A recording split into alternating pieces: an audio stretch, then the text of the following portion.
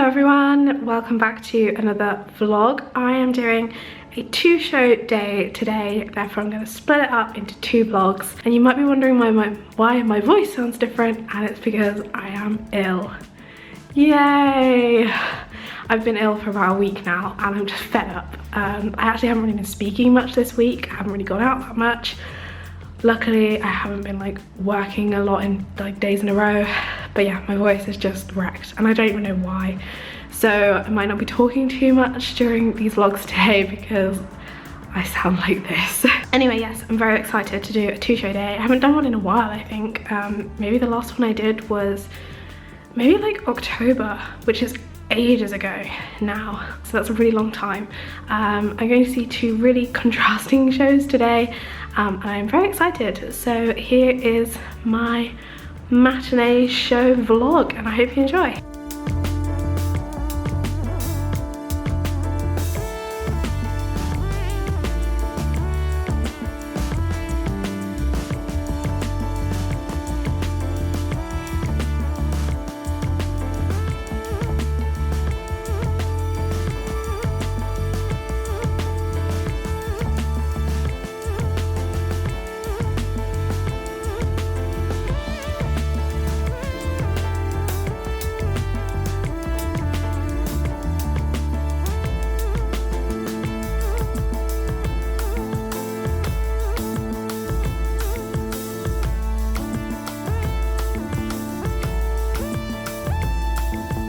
Hello everyone, I didn't speak to you before the show. It's the interval now, and obviously, as you would have been able to tell, I'm seeing the Glass Menagerie, and I find it really interesting nowadays in the interval. They're giving little passes for you to then get back in. They gave us one. What did we go see the other day? And they gave us one. I can't remember which show it was now, but I think it might have been Dreamgirls. They gave us a little thing to get back, and it's just really funny. Like, it's good because obviously you should have your ticket to get back in. I guess it's security measures in recent times, but yeah, I just find that interesting. I am enjoying the show so far. It's a shame because Sean mentioned to me that they've done a really cool thing in terms of, I think there's like pools of water at the front, and I can't really see them because I'm in the stalls, and obviously being in the stalls it's a really good seat, but for something like this I think it would be better to be in the dress circle. But hey ho, I'm really enjoying it so far. I've never really been into a show before and like really paid attention to the fact that of the director, and that I've seen work of the same director before. I think because it was the Olivier last weekend, and I know that John Tiffany was up for Best Director for both this and Harry Potter, so obviously had a 50% chance of winning, but you can really tell, like I can really tell looking at this, like, oh yeah, it's obvious that he directed it. Like some of the styles of it overall are very similar to Harry Potter, which I find really interesting. I was also really paranoid just before the show started. I was gonna have a nosebleed, like my nose felt really weird, so I spent the first 10 minutes of the show like, oh I have a nosebleed. So that was just really random. Yeah, there's one character that's yet to come on stage, I believe. I think that happens in Act 2. I'm gonna guess he's like the gentleman caller. I don't really know anything about Tennessee Williams plays. Like I don't think I really studied them in school, so they're kind of really new to me. So this is very interesting. Yeah, Cherry Jones, I think I'm saying her name right. She is fantastic. And I can't remember the other cast members' names, but I mean it's a really small cast. Like there's 3 of them currently on stage and 1 more to join, I believe. I think that's it. Yeah, so it's just really interesting, and as I said, today is going to be a very diverse show day, starting off with a play and then going into a musical. So yeah, I'm going to go grab a coffee now because I'm quite tired, which doesn't help because the play is really dark, and I find that when it's a really kind of like visually dark show, I'm like, oh my god, am I going to accidentally fall asleep? So I'm going to grab a coffee and then go back into the show.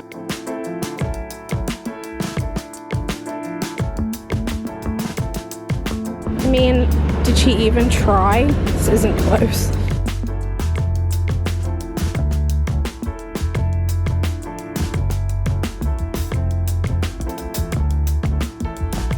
Hello everyone, and welcome back to the talk section of the vlog. First things first, you might be able to notice that I've lost my voice basically. I have no real other time to film this video. Also, the upstairs neighbours are home, so I'm really sorry. This is an absolute train wreck of a filming scenario, but I didn't want to not be able to upload videos next week. So here we are. So as you would have seen in previous footage, I went to see the Glass Menagerie last week on Thursday. I saw the matinee performance. I bought my tickets on Todaytix. They did a 24-hour flash sale, which is something they do, I don't want to say like quite a lot, but it happens kind of regularly for different shows, and I had a voucher to use, so I only paid £5 to see this show. When they do the flash sale, it's for £15 tickets, which is a bargain as it is, but to only pay £5, it almost felt rude. But you know me, I love saving money. If you also want to save £10 on Todaytix, you can use my code. It'll be here and also in the description. I'm sorry, I know I say it in every video, but if you can save money, then that's great, right? Thank you to one of my viewers who actually used their code. I've forgotten your name at this very moment, I'm so sorry, but you used my code for an American in Paris.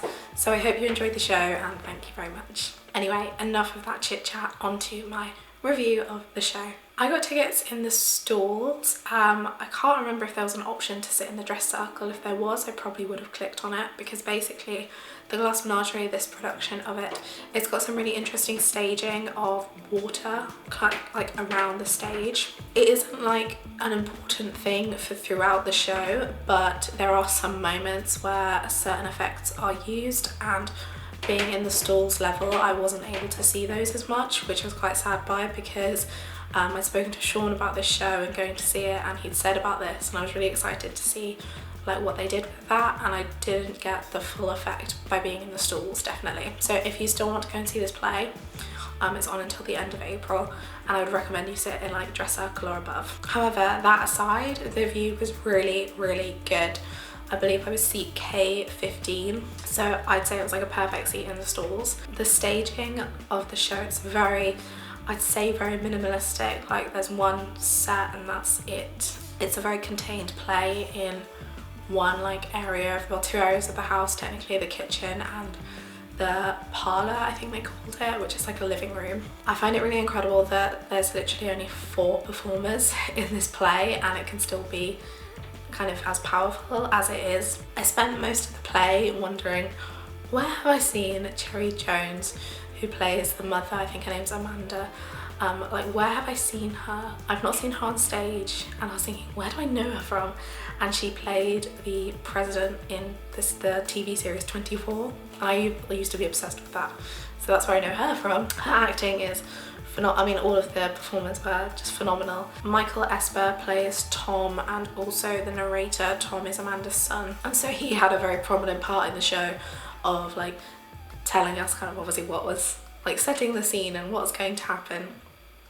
So that was a really interesting aspect for him to be like that multifaceted character, and I really enjoyed his portrayal. I thought his emotions were really true to what was going on, and yeah, it was just really fascinating to watch kind of his interactions between everyone in the show. Kate O'Flynn played the character of Laura, who is Amanda's daughter, and she is a disabled person, and I always find it quite interesting when I watch a show like this and there is a disabled character, because I always find the thought process goes through my head of should an abled body have been cast to play this role, or should a disabled person have been cast to play it? I'm not going to talk about it too much because I don't feel like I have the ability to do so, but it's something that crosses my mind in these scenarios.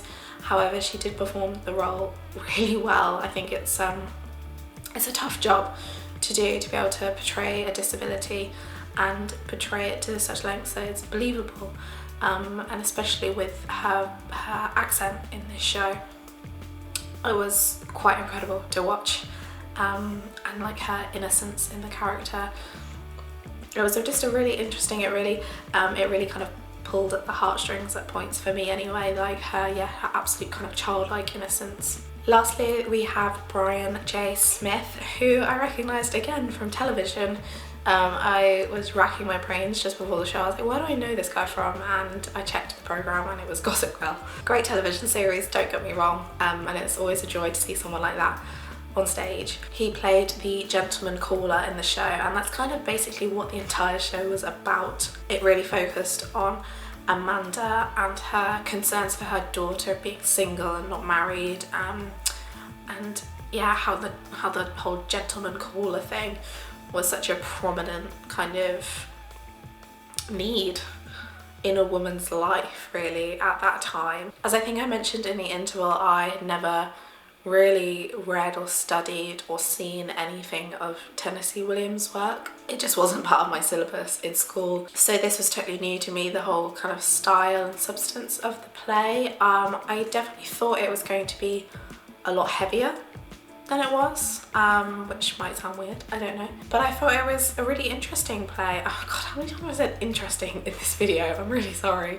You can tell I'm just ill and my brain is not really working very well. I just find it really fascinating to kind of have an insight into these like ideas of the past, because now you wouldn't say that you have a gentleman caller, would you? So that's just something really kind of almost bizarre to me in this day and age, but obviously it was so normal back then. I know I briefly mentioned the staging and design of the show, but I wanted to touch on that a bit more. So as you may have seen, I think I got a clip of it at the start. If not, I'll insert a photo here of the stage and how it was throughout the entire show. As I said, nothing changed. I thought it was a really interesting way to use the space. Obviously, as they had the fire escape that gradually got smaller towards the top, I thought that was really visually interesting and a very clever way to do it. I've seen fire escapes in shows before. I think this is the best way that I've seen it done, and I know that obviously John Tiffany directed the show, but I felt like it did kind of, I don't know, a lot of it reminded me of Cursed Child, and I know they're not the same at all, and I know he only directed them, but I just kind of felt like that sort of element, and the water as well, kind of similar ideas for both shows. I mean, I could be totally wrong, and tell me if I am, but that was the idea that came through to me as I was watching the show. It's just always amazing to see how in theatre, like, shows use the space so differently to portray what's going on and how the characters are moving from one area to another. They had, there was like a balcony section that would have obviously been the fire escape, and it's just really, really interesting to me. I feel like I legitimately say this in every video where I see a play, but I don't really consider myself a play person. If you gave me the choice of a play or a musical, I would probably pick to go to a musical. However, I'm also very lucky in that the selection of plays that we have on in London and the ones that I go to see are of a really high calibre, and this is definitely one of them. I actually feel quite honoured to have seen those performers on stage, because I thought they were all so talented in the way they delivered these roles, and it's, yeah, just one of those shows that you just think, I'm really glad to have seen that. If you've not yet been to see the Glass Menagerie and you'd like to go, please do. I highly recommend it. It's not on for long, I think it's on until April 29th. As I said, I got my tickets from TodayTix, and there are some really affordable tickets on there. If you've not used that before and you want to save £10 on your first order, I will link my code down below. I promise you I'm not sponsored by TodayTix, but if you do want to sponsor me TodayTix, I would love that. As always, please do let me know if you've been to see the Glass Menagerie, and leave your thoughts on the show in the comment section below, because I love to hear what you guys think of shows and what shows you've been to see recently. So yeah, please do, let's have a chat in the comments. If you've enjoyed this video, please give it a thumbs up and subscribe to my channel if you'd like to see more of me in the future. I hope you're doing really well, and I will see you very soon. Bye!